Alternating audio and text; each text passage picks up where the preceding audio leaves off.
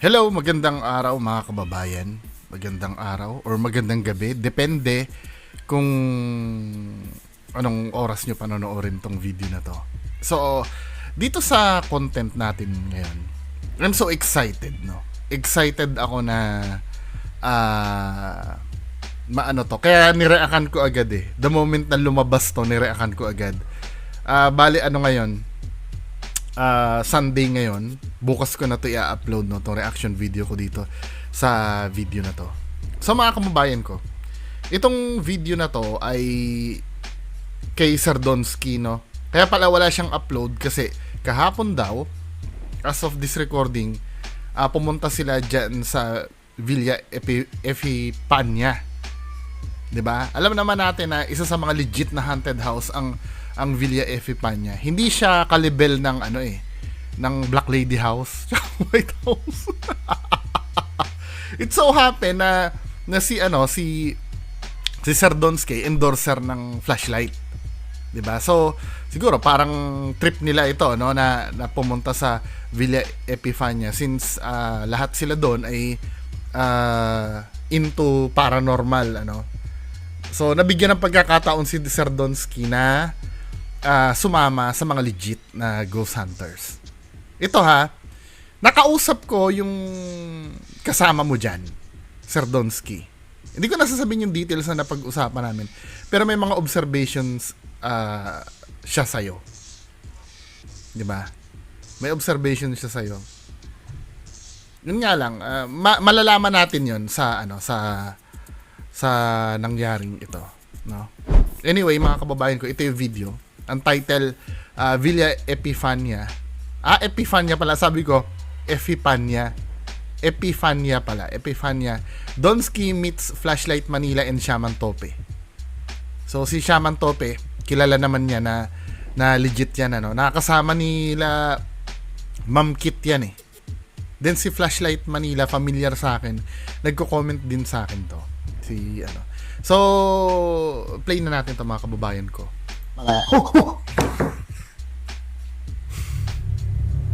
May nakikita agad si Sardonsky, no? Akala ko may nagkalabog. Ulitin nga natin. May nakikita pala siya. Tumutunog kasi yung REM pad, 'di ba? Legit kasi yan, kasi yung kay Sir Retzel kasi nilagay nila diyan talaga sa kama. Tumutunog talaga ang REM pad diyan. 'Di ba? So, ulitin nga natin ulit.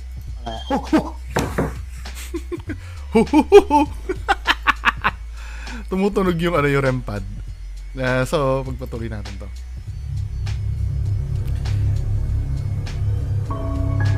Yung mga nagsasabi na liitan ko yung screen ko, ganito po talaga ako mag-react. Paulit-ulit ko naman ine-explain sa inyo yung purpose kung bakit ganito ang screen ko pag nagre-react ako.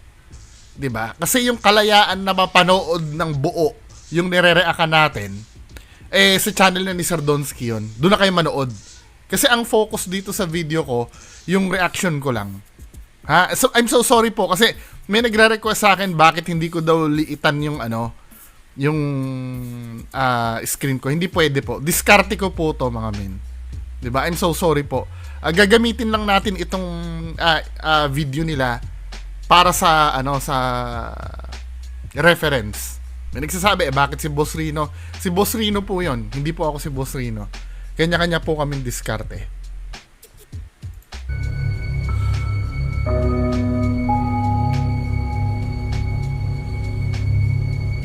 Pinuntahan na ng ng Team Kilabot. Fairness sa'yo, Sardonsky, ganda na editing ng video mo, di ba? Very good.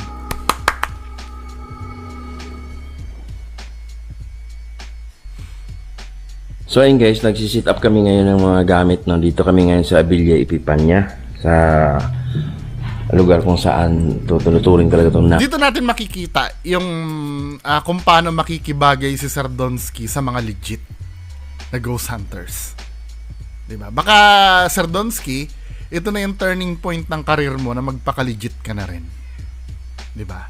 Gamitin mong gamitin mong advantage tong pagkakasama mo sa mga legit na ma-improve yung style. Hindi pa naman huli ang lahat, men eh.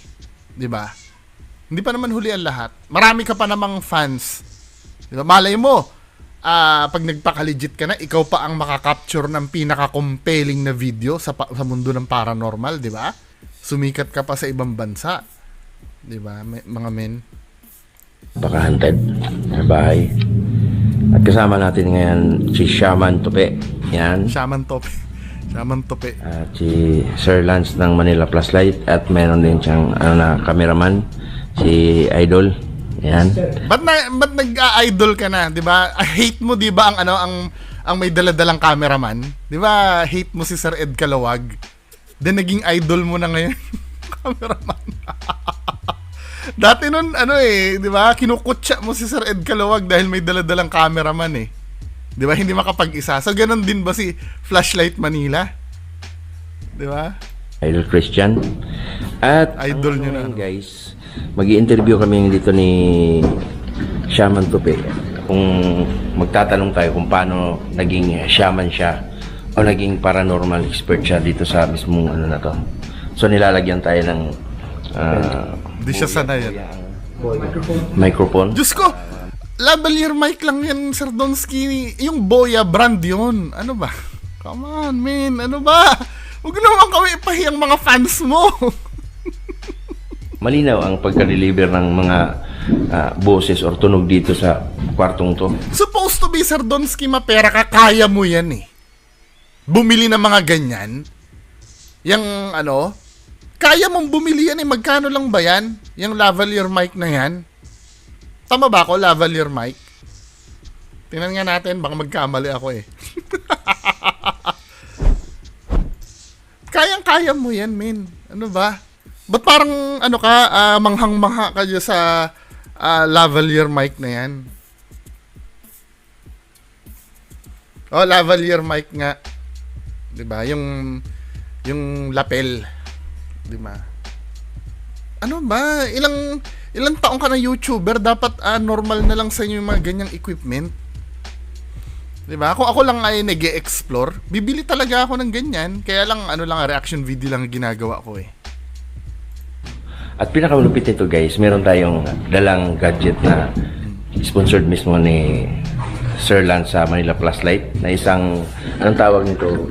May dala kami ngayon, REM-pad. Ano ba? Hindi mo alam ma-REM-pad, men. Ilang taong ka ng Ghost Hunter? Ano ba? Come on. Di ba dito nyo makikita, men, kung ano yung, hindi ko minamak yung pinanggalingan ni Sir Donsky. Pero Sir Donsky, mapera ka eh. Di ba? Mapera ka. At sagana ka sa resources, men. Dapat yung craftsmanship ng video mo, pinag-aaralan mo din kung paano mag-i-improve. Dito nakikita namin na talagang ignorante ka pagdating sa sa mundo ng paranormal investigation. Pino-point out ko lang to, men, at itong mga tao na to, sila Flashlight Manila, si Sir Lance Pintacasi, at si Shaman Tope, na nababasa ko sa nila, gusto ko nilang tulungan. Gusto ko nilang ilayo sa sa nakasanayan mo na mali. 'Di ba? So mamaya i-endorse natin kay Idol Donsky yung REM-pad para sa mga susunod na exploration. Gagamit na siya ng motion detector at REM-pad. Yeah. 'Di ba? Thank you so much. 'Di ba? Hindi ka pinapabayang, pero kung tutuusin kaya mong bumili niyan, men eh. Ito yung sinasabi ko sa inyo na pagkalinya nyo yung isang bagay at yun yung gusto nyo ma-improve. Wag puro pakabig. 'Di ba? Pag-investan nyo na, napakaswerte mo, Sir Donsky, merong mga tao na sumusuporta pa rin sa'yo at pinipihit ka sa katotohanan. 'Di ba? I'm so proud kila Flashlight Manila at Shaman Tope. Tinutulungan kami. 'Di ba? Much, brother, thank you. Yan guys, papakita ko sa inyo kung gaano. Ay, didimuhan mo ako, bro. Ano ba, men? Ano ba? Ang tagal mo ng Ghost Hunter eh. Common na lang yung REM-pad. Ako nga, hindi nga ako Ghost Hunter. Alam na alam ko yan. Dahil nasa puso ko kasi yung paranormal, men eh. Yung mga dyan, yung mga hindi naman Ghost Hunter dyan at may nalalaman, halatang hindi mo alam yung ginagawa mo, men. Ano ba? Kahit man lang sana mag-research ka bago ka mag-start ng ano, hindi mo nagawa, men. Ano ba? Dito lang, napoprove lang na talagang hindi mo alam yung ginagawa mo pagdating sa ano, sa totoong ghost hunting talaga. Diyos ko. So, habang Hindi uubra yung mga shilo-shilo mo dyan.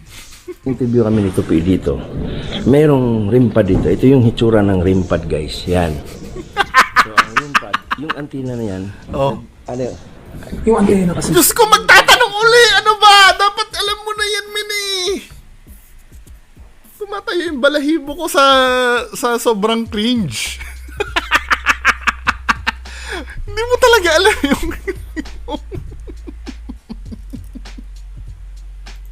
Ng electric current or ng energy. okay. Ngayon, pag may lumapit dyan, kunwari, kamay ng tao or tao, may electric current tayo. So, pag lumapit ako dyan, tutunog siya. Same with yung sinasabi ng entity kasi pininiwalaan nila yung mga spirits is parang may ano. You see the difference? You see the difference ng talagang may alam. Alam mo kahit papaano si Kuya Red, medyo ina-admire ko eh. At least kahit papaano, nakikita ko yung passion naman ni Kuya Red doon sa ginagawa niya. Yun nga lang, medyo tagilid yung purpose ng ano ni Kuya Red. Pero makikita mo din naman yung passion ni Kuya Red pagdating sa ganyang larangan. Dahil may nasasabi si Kuya Red. Napanood ko yung interview nyo sa ano, sa DZRH. Min, pagdating sa mga technicalities na ganyan, wala ka nasasabi. Hindi ko nga naintindihan kung paano ka naging ghost hunter eh. Sila. May parang electromagnetic field din sa na, ano, na parang Hindi ko naman inaano ha, kasi ganito kasi. Baka sabihin nyo, binubuli ko si Sir Don. No, hindi ko pwedeng bully yan. Disappointed lang ako. Kasi 'di ba, isa rin naman ako sa ayaw sa gusto nyo, kahit kritiko ako niyan, isa rin naman ako sa nagsusubaybay diyan. 'Di ba? Para sa akin, ako yung nahihiya kasi na nakikita mo yung difference eh. Pag ang isang fake ghost hunter talaga na ihalo mo sa mga katulad ni Sir Lance, ano? Makikita mo yung ano eh, yung yung difference talaga eh. Halatang halata mo yung apple sa orange pag nagsama silang dalawa. 'Di ba? At sana ano, ito na yung ano, ito siguro mahal ka din naman ng Joe Serdonsky. Binigyan ka na ng pagkakataon para matutunan mo itong mga ganitong bagay. 'Di ba? Para pagdating mo sa Mindanao, dala-dala mo yung mga ganyang bagay, 'di ba? Legit na kayo lahat. Iwanan nyo na yung ano. Iwanan nyo na yung mga ganyan. So ito pala yung ano, hindi mo na magsasalita. Kasi may ano ako eh. May internal na nalalaman. Sige na nga, sabihin ko na, ito pala yung purpose na after mo dyan, pagbalik mo sa Mindanao, magkikita kayo ni Kuya Red. Kasi gagamitin nyo tong mga equipment na to. 'Di ba? Sana, yun na yung start nyo ng pagbabago. Kaya lang, 'di ba? Pag magpapaka-legit kayo, kailangan maging handa na kayo sa sasabihin ng mga supporters nyo. Magiging boring na ang video nyo pag nagpaka-legit kayo. Kasi alam ko yung rempad na yan. Alam ko pwede naman dayain yan, pero mahirap yan dayain. Naipaliwanag sa akin ni Sir I.M. Reverie eh, kung paano magkakaroon ng false reading a rempad. Hindi ko sasabihin dito. Baka matutunan nyo pang gawin eh. Baka mamaya matutunan nyo pang gawin, gamitin nyo na naman sa pamimeke. Pero okay na yan, di ba? Mahihirapan na kayong i-ano yan unless hindi nyo gagamitin yan, di ba? gumagamit tayo ng EMF kasi pinaniniwalaan na parang pag pumipitik yung EMF mo or K2 meter, pag pumipitik siya, inisip nila na maaring may entity. Same with dito sa sa REM-pod. Pinaka simplest explanation niya is pag may lumapit, tutunog siya. Yun lang. The only way na tutunog siya is pag lumapit yan. May level pa yan, di ba, ng ilaw? Okay. Pero kahit hindi hawakan siya, malalapit ka lang, tutunog siya? Oo, ayan, tutunog. Kahit hindi ko idikit. Basta nasa range. Nasa range nung ano niya. Pero kailangan sobrang lapit, mga at least mga 5-6 inches, ganyan. Okay. Ayan. Okay. So, ayun guys, nakita niyo naman kung paano diniwan lahat sa atin ni Sir Lance. Ito maganda. Kaya may dala akong kahoy. Rim pad. Sige, video mo lang, sir. Okay, okay. Hindi na akong pangkamot dito. Sinadya ko to para i-demo natin. Okay. Pag kamay kong nilapit ko, Okay. tutunog siya, di ba? Pero pag something na object lang, walang Kahoy lang. charge. Okay. Yan ba hindi siya Okay. Kasi wala siyang electric charge. So pag may lumapit dyan na walang electric na ano, or walang energy, hindi siya tutunog, okay. di ba? Oh, hindi siya Oo, tumutunog pero na, pag no? kamay natin, kadi-kidi. Kasi bago mo maintindihan yung mga ganyang bagay, you must know the science behind that eh. Di ba? Yan, tutunog siya. Okay. Yan ang ginagawa naman. Parang ngayon lang talaga natutunan ni Sir Donsky, no? Yung spirits ang lalapit. Ganon din yung reaction niya. Oo, tutunog siya ng ano. Ano ba ginawa nga yung rampad na yun para sa mga spirits eh? Kung merong ano, nilapit na spirit. Kasi sabi nga nila, ang Ay, meron siyang energy or yung electromagnetic field. Okay. So, ayun guys, yung pinakamadaling explanation, no? Yung REM pad is nagbubuga siya ng EMF o electromagnetic field. nagbubuga ba rampad? Pero kinda, meron siyang parang sa palibot niya na pag na-interrupt mo yung signal na yun, tutunog. Na kung merong nasagap na mga energy or like mga spirits na nagdadala ng mga energy is nagre-react siya.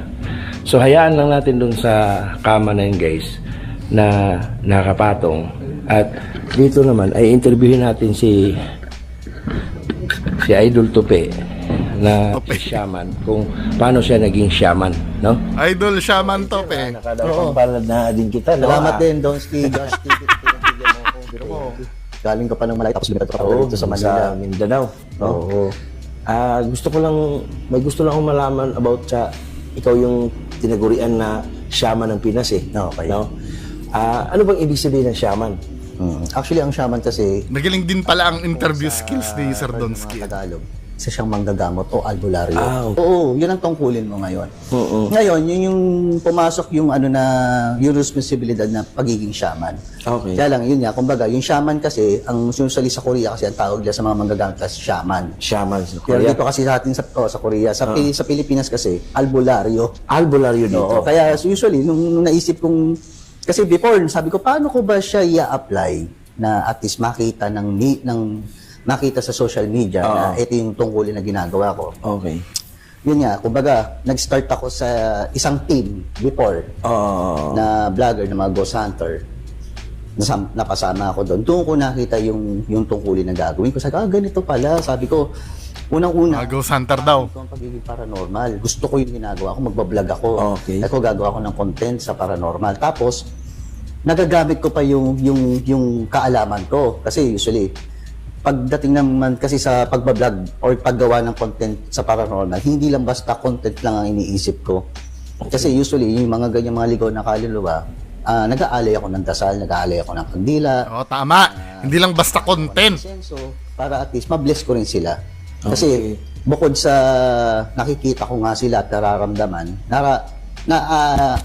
alam ko rin na kung ano yung panaghoy kung bakit sila nandito. Kasi usually kasi yung mga kaluluwa kasi na ganyan, yung mga pinatay o namatay na hindi nila gusto, may mga unsolved problem pa sila kaya hindi sila basa-basa nakakita. Unfinished business. Tapos meron naman, may mga kaluluwa rin na kaya sila na-stuck dito sa Sir Donsky. mundo. Dahil nga yung sa nangyari before, lalo yung mga nangyari ng World War II, na lahat nun, meron silang naiwan na natili sila dito sa mundo. Parang sa madaling salita hindi nakatawid. Oo, hindi sila Pero may Expert si Kuya Red dyan. mga ganong senaryo na shaman ka, ganon, na nakakagamot ka rin. Nakakaano ka ba ng mga taong na-possess? Yes. O yung mga magpapalayas ka ng mga... Yes, oo. Kasama yun sa responsibilidad ko, yung mga pag may mga sanib, yung mga ganon. Oo, okay, isa yun. Pero okay. usually kasi, siyempre, meron tayong basihan. Hindi lang basta sinasabi natin na sinaniban yung tao. Yes! May mga tao kasi na dahil sa dala ng depression, Pwede. naakala nila sinasaniban. So, yun isa sa mga naging Psychiatric 101. Isa sa mga signs and symptoms ng schizophrenia, yung pagkakaroon ng dual personality disorder. tulong nung kaalaman ko tsaka yung ability ko na nadidetermine ko yung totoo sa hindi. Okay. Sa nanloloko tsaka sa totoo na hindi nanloloko. Yeah! ulit. O tsaka yung ability ko na nadidetermine ko yung totoo sa hindi. Nanloloko tsaka sa totoo na hindi nanloloko. Okay.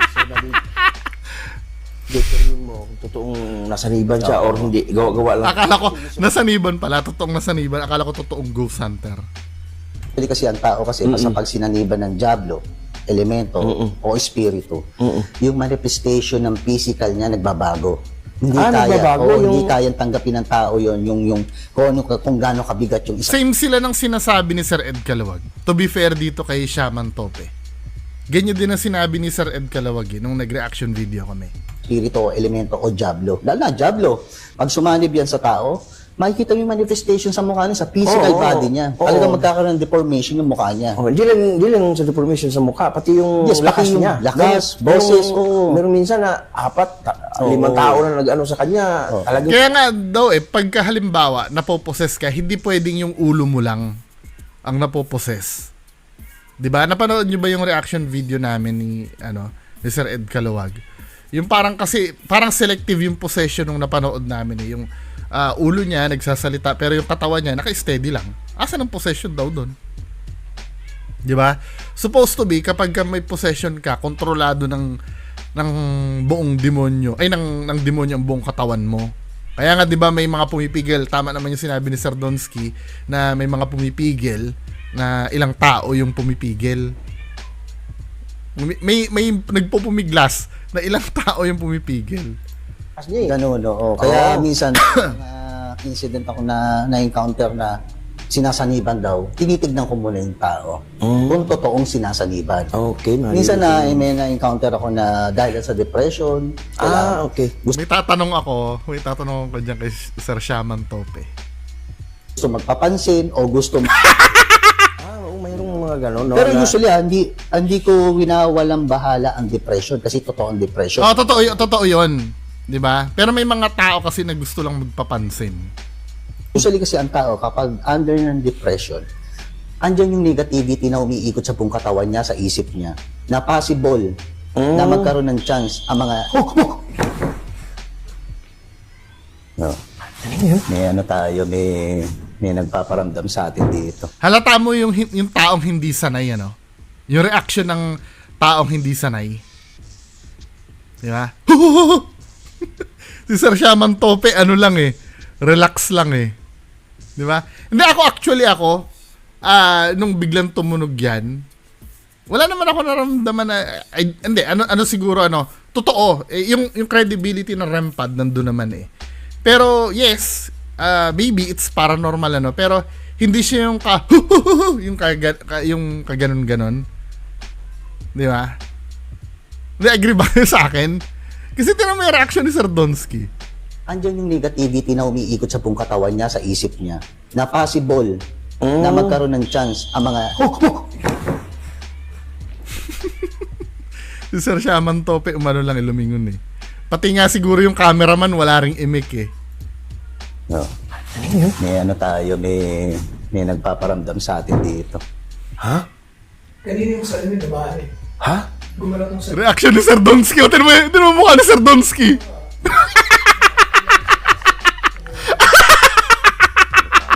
Tinan mo itsura ni Sir Donsky, Di ba? Ito yung sinasabi namin na hindi ka sanay sa mga legit na lugar, men. Di ba? Di ba ghost hunter ka?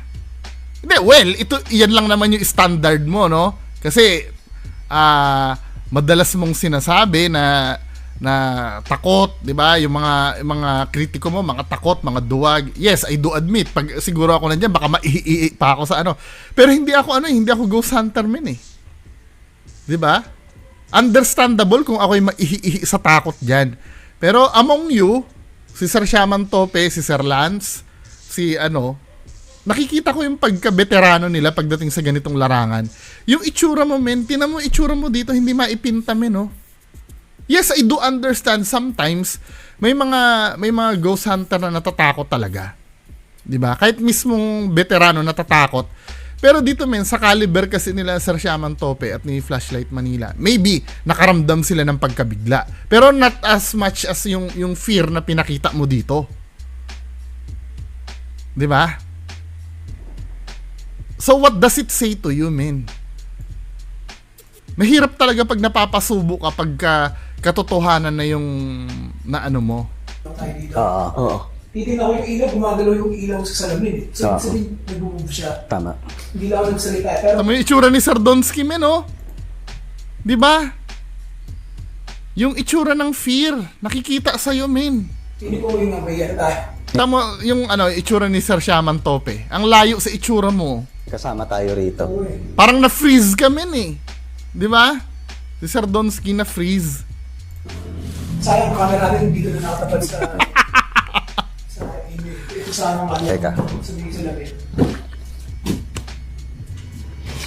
Hindi ka makapaniwala, men, eh. 'Di ba? Supposed to be dapat sanay ka dyan, eh, sa mga ganyang bagay. Hindi ha, ako lang. Yung expectations ko kasi, dahil syempre legendary kami, eh. For me, para sa isang legendary, hindi dapat ganyan na reaction ng legendary, men, eh.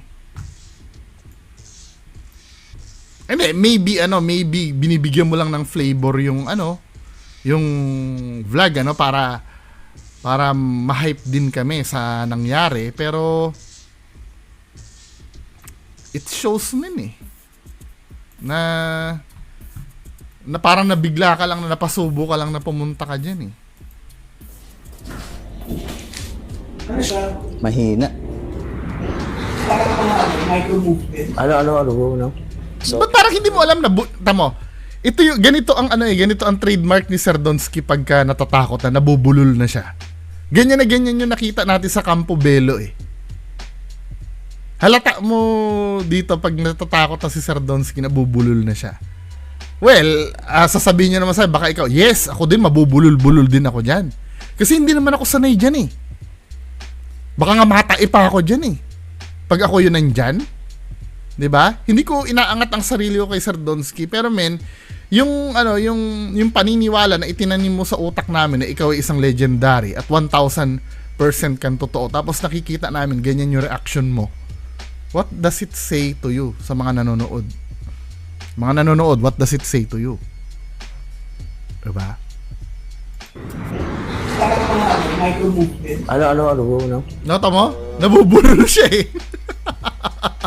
Tumingin ako sa ilaw. So guys, nagkaroon namin ng interaction ngayon. kasi- May interrupt sa amin sa mga interview ko dito kay Flashlight.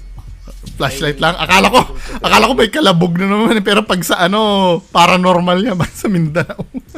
Shaman na Tumunog yung repad natin. sumunog yung gamepad natin. Labas yan. Di alam ni Sardonsky na yung yung mangyayari. Kasi pinagkakalan pa natin talaga gamitin, eh. Tapos, Oh my God. dito pa natin talaga pinagkalala tayong mga pumunta dito. Kaya nga. Kasi ng paano, eh. Hindi pa rin yung salamin na Yung pito, no? Pito na salamin. oo, Actually, nagmumove pa rin siya, eh. Gumalaw, yan. Nagmumove siya, eh. reflection ng ilaw. Napapatayo na tuloy si Sardonsky, oh. Nagmumove pa rin siya. Tutukan niya ng camera.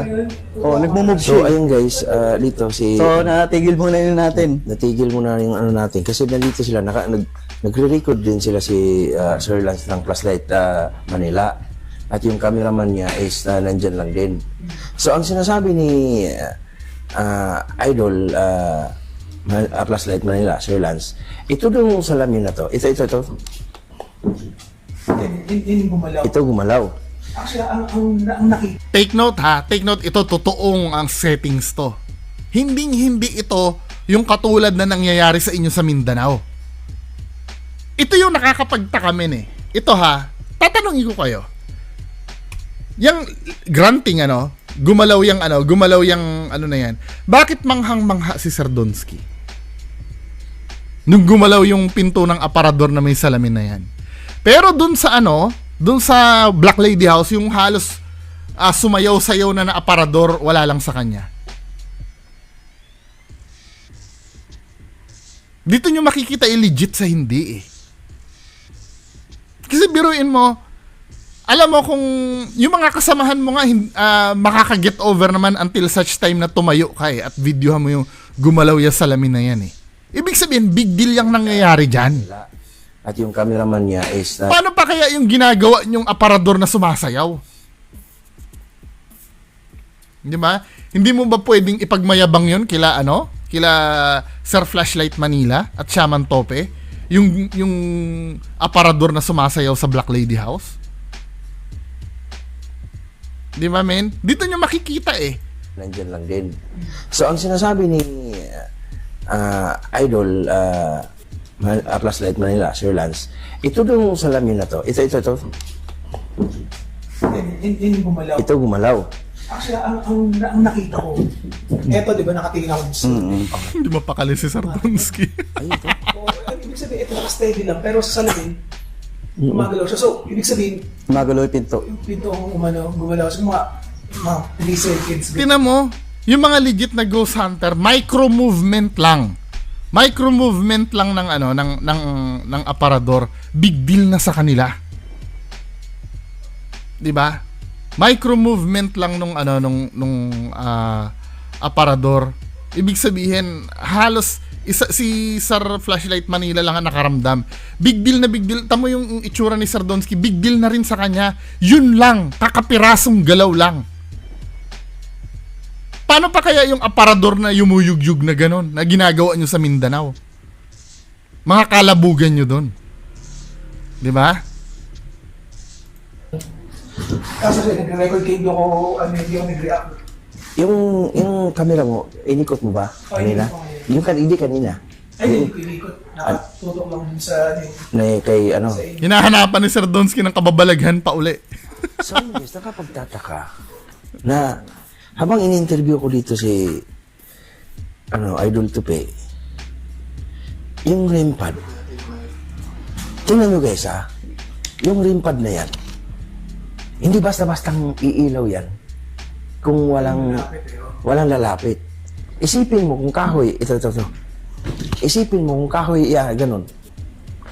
Oh, wala, dito tunog yan. Pero pag kayong Masyadong big deal na kay Sardonsky yung gano'n, ano? Di ba? Eh, yung ghost tube mo, ilabas mo yung ghost tube mo.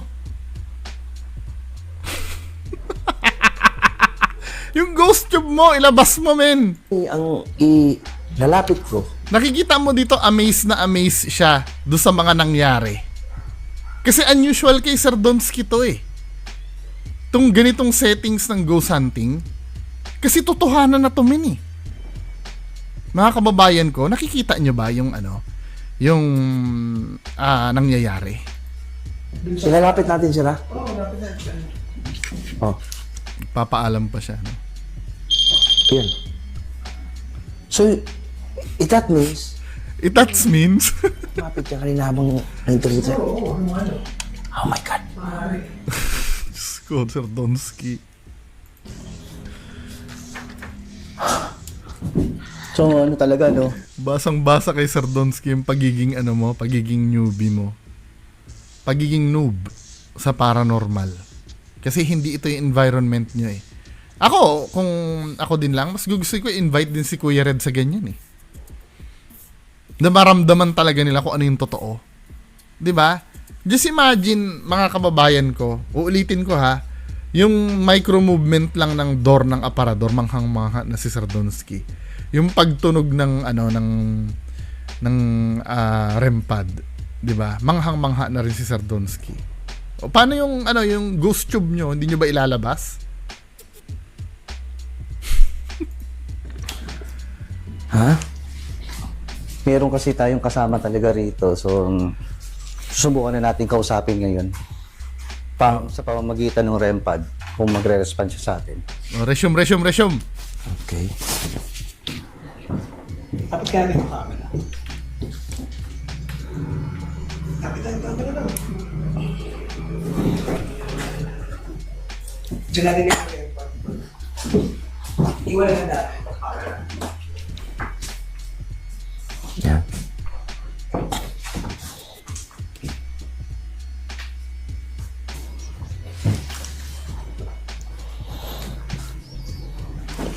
Labas Ikaw kayo. magtanong, Brother, kay mayroon bang mga nandito ba yung si naninirahan dito ngayon? No? Hindi pa kilala ni Sir Donsky yung imbestigahan nila. So guys, marami pa sana tayong itatanong about sa pagiging shaman ni Idol Tupi. Pero nagulantang kami dito ngayon na nag-react yung Rempad. No? Parang ano ka eh. Manghang-mangha kami eh. Kaya Hindi ka panipaniwala ito sa isang legendary na ghost hunter. Ang sinasagupa mo men, mga aswang eh. Tsaka mga tikbalang, black lady. Tapos dyan men, ang nakikita mo, full apparition pa ng black lady nakikita mo. Buong white lady nakikita mo men. Tapos dyan sa tumunog na Rempad tsaka gumalaw na manghang-mangha ka. That is bullshit. patigil tayo saglit, pero tutuloy natin mamaya. That is so bullshit. So may ginagawa lang si Idol Tupi. Yan. Gumawa siya ng... Ano bang ginawa mo, brother? Kapitan. Okay. Matatawag siya ng mga naninirahan dito. Ano yun bro? Kalabog. Yung reflex ni Sir Donsky, no? Oy, hindi na siya nagugulat sa kalabog. Kasi may nalaglag po kasing, something. Naninirahan. Parang flashlight yata yung nalaglag, Papakita natin, ha. Pakita natin. Kasi dito sa video dito, yung nagkalabog na yon.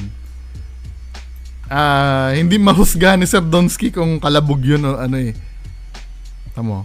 Naninirahan dito. Ano yun bro? May nalaglag. Tumatawag siya ng mga... Wala lang sa kanya ang kalabog. Which is yung mga kaluluwang hindi makatawid-tawid dito sa Villa Epipanya. Ma-witch is ka eh. Kasi itong Villa Epipanya kasi talagang naging bibi at pigi. Bibi at bulag at pigi ito. Ulit natin ito. Kasi itong Villa Epipanya kasi naging bulag at pingi sa nangyari before nung panahon ng Hapon. Okay. Kasi sinasabi nga na dati raw itong Villa Epipanya naging Garrison. parang station. Garrison.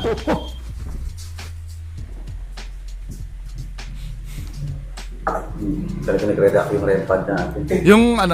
Yung kila Retzel din. Kila sa Retzel, hindi tumigil eh. Yung diyan.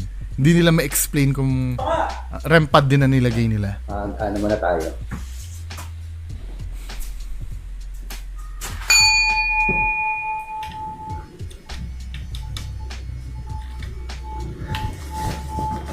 May kasama ba kami ngayon dito?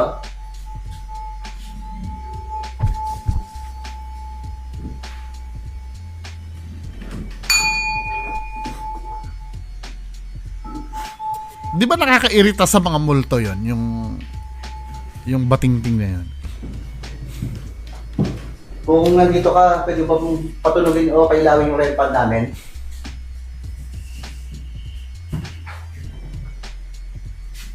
Di ba ang hirap makakuha ng response sa sa multo, tapos kayo sa Mindanao ang dali nyo makausap ng multo. Labas mo yung ghost tube mo. I-play mo yung ghost tube mo ngayon.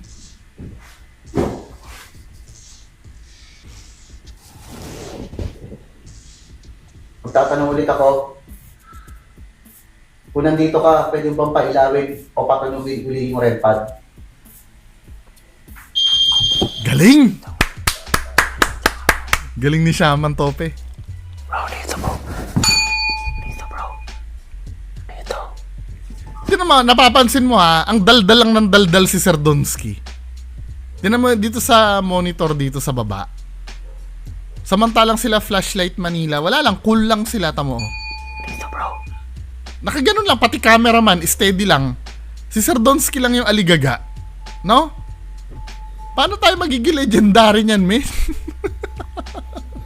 Ikaw yun, hindi mapakali dyan.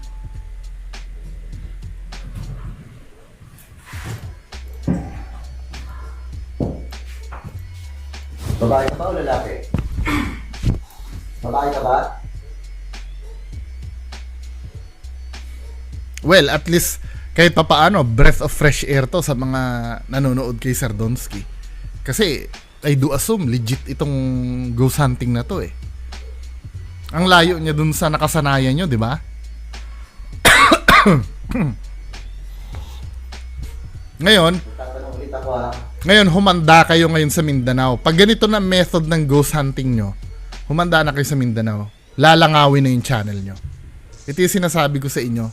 In the long run, kayo din na magsasuffer eh. Binibi nyo kasi yung mga viewers nyo sa kalabugan, sa pagpapakita ng ano. Ngayon, pag ganito, boring na ang labas nito sa mga subscribers mo. Nag-response ano kung babae.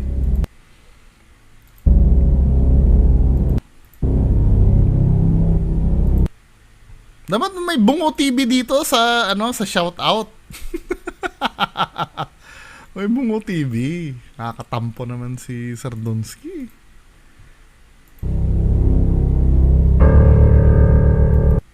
Ito yung mga ano, mga tropa nila. Anyway, mga kababayan ko.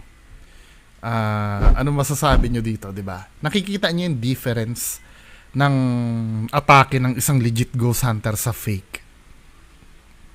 Kayo yung mga ano, yung mga members nito, kayo yung mga nandyan. Ano masasabi nyo doon sa difference ng legit na ghost hunter sa ginagawa, yung sa typical na ginagawa ni Sardonsky? Ang laki ng pagkakaiba, di ba? Pero ito yung pinakamagandang content ni Sardonsky. Naramdaman ko yung ano yung totoong enthusiasm niya, 'di ba? Hindi siya madaling makamove on. Napapansin nyo, 'di ba? Pagka halimbawa may kumalabog sa Black Lady House, ang dali nila makamove on. 'Di ba? Next on to the next level na sila. Pero ito, ang tagal makamove on ni Sardonsky do sa gumalaw na pinto at umilaw na rempad. Pinigil niya talaga yung interview. Kasi hindi siya makamove on. Anyway, mga kababayan ko, yan lang po muna. Maraming salamat. Bye-bye. Gumising ka, ito na ang oras para lumaban. Huwag kang umatras pag